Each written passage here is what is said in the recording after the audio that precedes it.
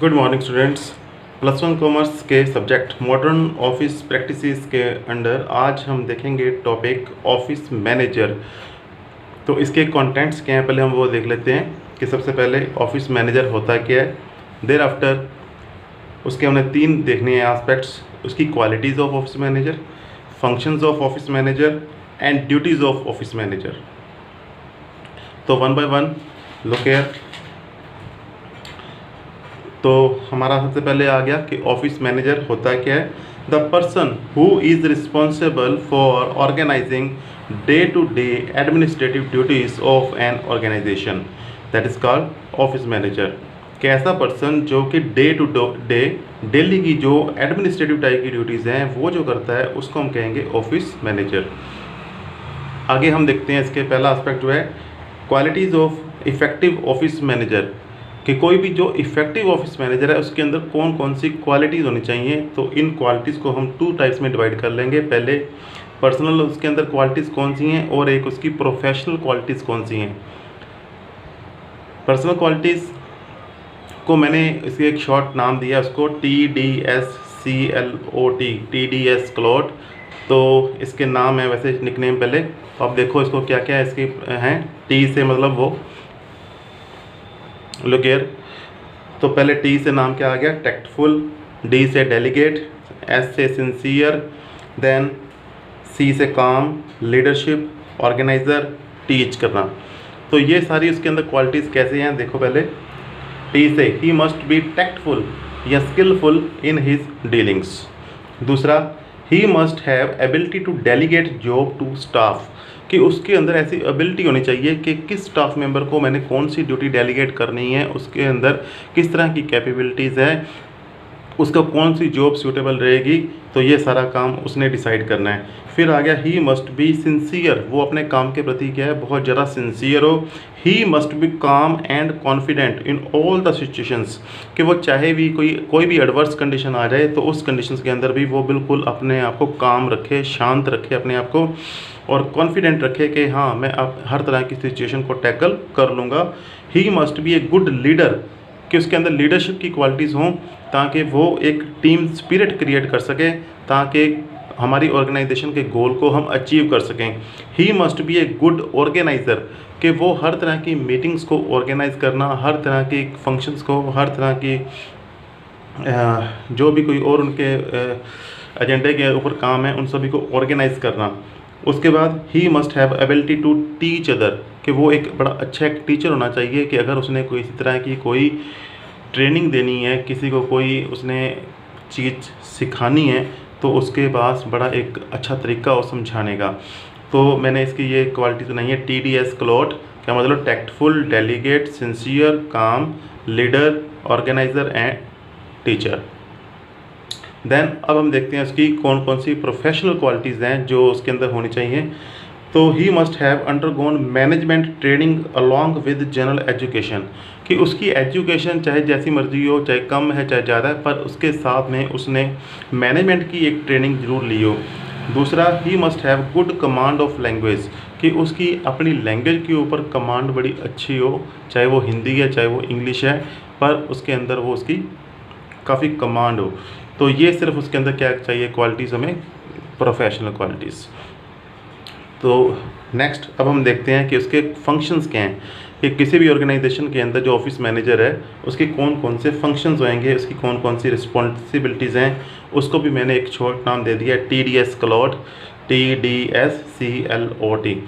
तो टी से नाम उसका सबसे पहले है ट्रेनिंग टू द स्टाफ, कि ऑफिस मैनेजर की ड्यूटी है कि वो अपने स्टाफ को हर तरह की ट्रेनिंग प्रोवाइड करे। अगर तो पुराना स्टाफ है उनको रिफ़्रेशर कोर्सेज दे, और अगर कोई हमारा जो नया स्टाफ उसने जो रिक्रूट किया है उसके लिए ओरिएंटेशन प्रोग्राम्स की अरेंजमेंट करे।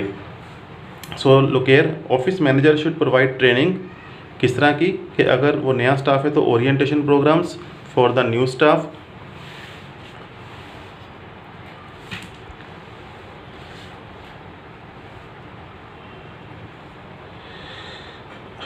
तो न्यूली रिक्रूटेड के लिए orientation programmes and refresher courses for the existing staff to improve their skills. Then अब डी से नाम आ गया, हमने नाम दिया TDS। तो दूसरी उसकी क्वालिटी आ गई delegation, delegation of work. Office manager has to select right person for the right job, कि राइट पर्सन कि ऐसी उसमें क्वालिटीज़ हों कि वो जिस जॉब के ऊपर जा रहा है उसके अंदर उसके पास उसको संभाल सके, उस तरह की उसके पास क्वालिफिकेशंस हों। तो ये पहचान किसने करनी है? ऑफिस मैनेजर ने। फिर आ गया हमारे पास अगला स्टाफिंग। स्टाफिंग के लिए हम क्या देखेंगे इसके अंदर कि ऑफिस मैनेजर अरेंज करता है फॉर द रिक्रूटमेंट, मतलब स्टाफ उसने कैसे अरेंज करना है कि शुरू से उसकी रिक्रूटमेंट से लेके उसकी सैलरी तक का डिसाइड करना। Office manager arrange for the recruitment, उनकी इनवाइट करता है एप्लीकेशंस, फिर उनकी इंटरव्यूज़ कंडक्ट करता है, then selecting the personnels. Okay, next आ गया उसका कोऑर्डिनेशन। सबसे इम्पॉर्टेंट फंक्शन है उसका कोऑर्डिनेशन। कोऑर्डिनेशन में कैसे आ जाएगा कि office manager it acts as a connecting link between the top management and workers. His primary duty is towards a top management, कि उसकी जो प्राइमरी ड्यूटी है वो टॉप मैनेजमेंट के प्रति है, टू सी दैट कि policies led by the management they are implemented, कि जो भी पॉलिसीज हायर अथॉरिटीज़ ने, एडमिनिस्ट्रेटिव अथॉरिटीज़ ने डिसाइड की हैं कि वेदर कि वो इम्प्लीमेंट हो रही हैं या नहीं। दूसरा उसकी जो सेकेंडरी ड्यूटी है, सेकेंडरी ड्यूटी उसकी किसके प्रति है? उनके वर्कर्स के प्रति। ये देखना कि क्या उनकी कोई ग्रीवेंसेस हैं, अगर कोई ग्रीवेंसेस हैं तो उनको रिड्रेस करना, उनको दूर करना। He must please both the parties. तो उन दो जो ऑफिस मैनेजर ने इन दोनों पार्टीज़ के बीच में एक बैलेंस बना के रखना है, दोनों को संतुलित रखना है, दोनों को खुश करके रखना है। तो ये सारा काम किसका? ऑफिस मैनेजर का। देर आफ्टर आ गया हमारे पास लीडरशिप एंड ऑर्गेनाइजर, कि उसके अंदर लीडरशिप की हमने पहले भी किया है कि office manager creates team spirit so as to achieve the goals of organisation, कि ऑफिस मैनेजर के पास ये उसका वर्क है कि वो अपने वर्कर्स के अंदर एक टीम स्पिरिट क्रिएट करे, उनको ये एहसास कराए कि हमने ऑर्गेनाइजेशन को गोल को अचीव करने के लिए दिन रात एक करना है। उसके बाद आ जाएगा हमारे पास ऑर्गेनाइज़र, कि जो ऑफिस मैनेजर है एक अच्छे ऑर्गेनाइज़र की तरह काम करता है, कि ऑर्गेनाइज करता है वो various correspondence and communications, filing and indexing of the records, कि हर तरह की जो उसमें कोई कम्युनिकेशन करनी है या कॉरस्पॉन्डेंस करनी है, किसी तरह की जो उसने जो रिकॉर्ड्स हैं उनको फाइल्स के अंदर कैसे संभाल के रखना है, फिर उनकी इंडेक्स लगा के रखनी है, उनको एक अल्फ़ाबेटिकल नेम दे के रखना है, ताकि उनको फ्यूचर के अंदर जब भी हमने फाइंड करना है तो बड़े ईजिली वो फाइंड हो जाएं। तो उनकी इंडेक्सिंग करना रिकॉर्ड्स की, ठीक है। तो ये सारे उसके काम थे। अब हम नेक्स्ट इसका और देखते हैं फंक्शन क्या है। लास्ट इसका फंक्शन है टाइमली रिकॉर्ड्स। टाइमली रिकॉर्ड, फिर टी से नाम आ रहा है TDS क्लॉट। अब हमारा पूरा हो गया।